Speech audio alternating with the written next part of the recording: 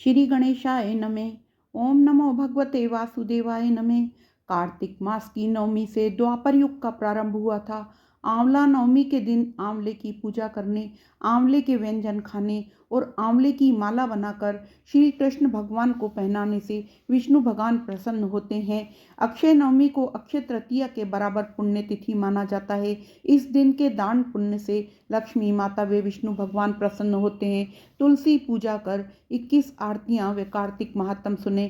कार्तिक महात्म के 26वें अध्याय की कथा प्रारंभ करते हैं।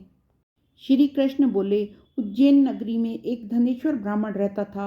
वह अपने कर्मों को नहीं करता था, पापी और दुष्ट बुद्धि का था। वह रस, कंबल, चमड़े का व्यापार करता था, झूठ बोलता, चोरी करता, सुरापान करता।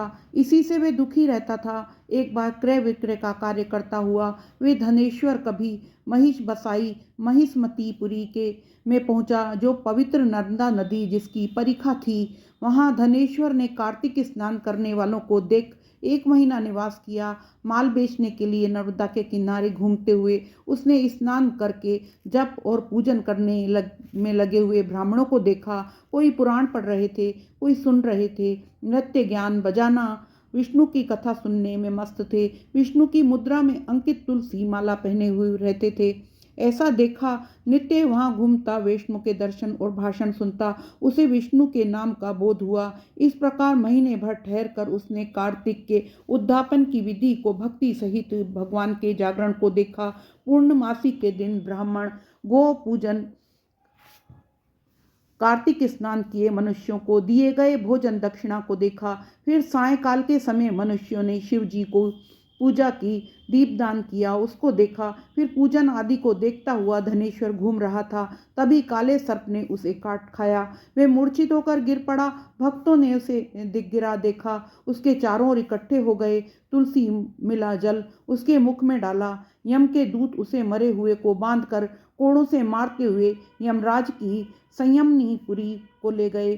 चित्रगुप्त ने उसके सब दुष्कर्म यमराज को कहे। चित्रगुप्त बोला, इसने अपने जीवन में कोई सुकर्म नहीं किया जो कहा जा सके कि महाराज ये दुष्ट पाप मूर्ति समान है, इसलिए ये नरक में रहना चाहिए। ये सुनकर यमराज अग्नि समान रूप दिखाता हुआ अपने दूतों को क्रोध से आज्ञा दी, दे प्रेत पतियों, इसको मुदगरों से मारते हुए कुंभी पाक नरक में डाल दो। उसके डालने से अग्नि शीतल हो गई, जैसे पहले प्रहलाद को डालने से शीतल हो गई थी। तब प्रेत पति ने विस्मय युक्त हो सब वृत्तांत यमराज को सुनाया। यमराज प्रेत पति की बात सुन विस्मय से उसको बुलाकर विचार करने लगा।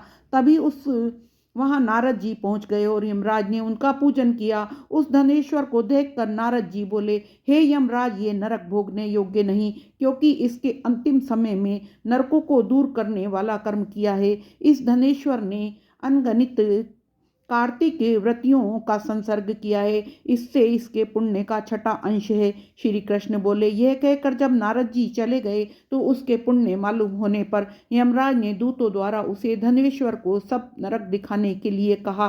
कार्तिक महात्म 26वां अध्याय समाप्त। तुलसी महारानी की जय।